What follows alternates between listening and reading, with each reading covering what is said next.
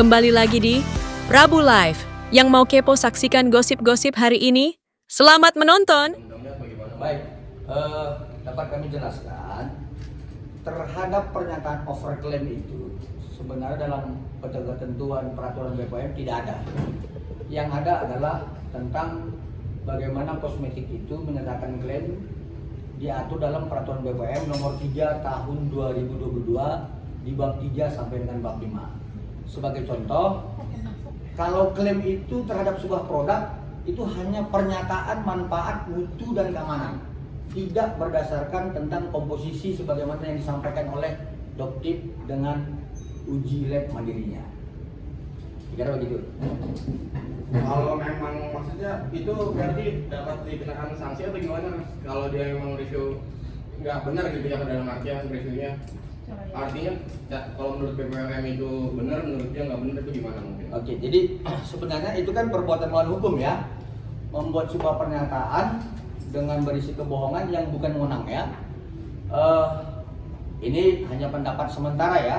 Sebelum ini dilakukan sebuah laporan untuk mengarah kepada penyelidikan.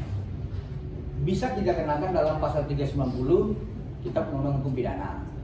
Kemudian bisa juga di dalam pasal 28 ayat 1 Undang-Undang ITE. Bisa juga di dalam Undang-Undang 30 tahun 2000 tentang perdagangan yang tidak sehat. Seperti itu dia. Terkait Dr. Andreas, Bang, yang melaporkan waktu itu apa?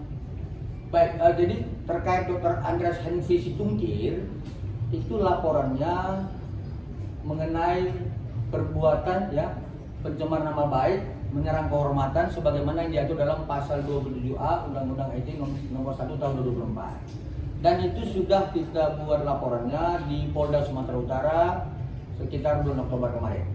Dan sekarang sudah dalam tahapan sidik. Ya, jadi kalau dalam tahapan sidik, mohon maaf saya tidak bisa bicara untuk kewenangan penyidik ya teman-teman ya. Sudah ada pemanggilan terhadap Dokter sendiri dari laporan yang terakhir? Sudah. Dan itu pengakuan beliau itu di konten dia sendiri ya, bukan saya yang menyampaikan, konten dia di TikTok. Enggak. Pasal yang disangkakan apa Bang? Pasal 27A Terkait menyerang kehormatan. Profesi atau apa, Bang? Maksudnya profesi? Kan menyerang kehormatan nih. Ya, profesinya. Ini udah masuk materi pokok ini. enggak. Itu dia di apa ya? Dikat ya. Ada lagi? Oke, tapi sejauh ini dokternya sudah hadir belum, Bang, ke Polda? Sampai dengan sekarang berdasarkan keterangan penyidik dia belum hadir. Pasalnya tidak ada mana? Ya, ada penyidik. Untuk alat bukti sendiri, Dr. Andreas Sudah. Sebagaimana pasal 184 KUHP kita sudah lengkapi itu di penyidik. Makanya kalau nggak tahu bang alat buktinya bang buat memper ini. apakah dari screenshotan atau mungkin dari chat atau dari Nah, video-video? ini kalau polisi ini mohon maaf ya, itu kewenangan penyidik ya. Kalau dulu masih barang bukti bolehlah kita bicara, itu sudah ada bukti ya. Nanti dalam penetapan tersangka biarkan penyidik yang menyampaikan itu. Apa udah tabayun, Bang, dari dua belah pihak, Bang? Saya bingung bagaimana tabayun antara akun dengan manusia gitu. Karena kan Dr. Hendras Henry Situngkir ini kan manusia dengan profesi dokter. Doktif ini kan akun, bagaimana kita buat tabayun. Ya, tapi kalau soal kemudian Polrestabes Medan ya, kemarin kan LP di Polda Sumut ya. Tapi dilimpahkan ke Polrestabes Medan, kalau kemudian sudah ada komunikasi dan sebagainya, saya tidak tahu.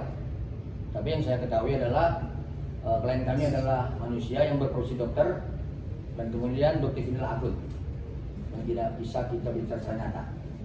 Bang artinya kalau secara hukum ini dokter ini nggak berhak buat nge-review produk tersebut atau gimana sih bang mungkin bang penjelasannya bang? Di dalam Perpres 80 tahun 2017 yang melakukan pengawasan terhadap itu semua adalah BPOM. Itu adalah konstitusi kita dan tidak boleh dilanggar. Artinya dia nggak bisa mereview seenaknya gitu tanpa sepersetujuan BPOM atau gimana bang mungkin bang? Tidak bisa. Itu adalah kewenangan dari BPOM. Dan kemudian kalaupun ada uji lab mandiri, ya kita harus juga memahami tentang soal lab itu punya akreditasi atau tidak. Seperti itu dia. Jadi kalau kita sembarangan melakukan uji lab, belum tentu kan lab itu mempunyai akreditasi terhadap metode yang dia lakukan. Berarti dalam artian yang boleh mereview itu BPOM sendiri itu, Bang? Yang boleh melakukan pengawasan adalah BPOM. kita boleh melaporkan itu kepada BPOM, kemudian BPOM melakukan uji lab di labnya sendiri, lalu dia menyampaikan kepada masyarakat ini nggak boleh dipakai oleh masyarakat, karena begitu.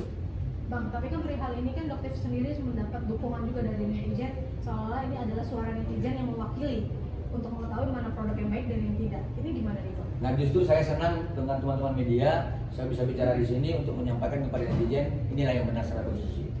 Karena apa? Peraturan perundangan itu dibuat oleh pemerintah itu ada anggarannya, dan untuk kepentingan orang banyak melalui Prolegnas dan Prolegda. Kalau itu kita langkahi ya sayang kan, duit negara itu kita buang-buang hanya untuk kita abaikan, seperti itu dia. Berarti secara tidak langsung apa yang dilakukan dokter sendiri merugikan dokter-dokter yang lain begitu? Apabila dokter melakukan bisa dibilang tes uji coba dan segala macam gitu, review-reviewnya.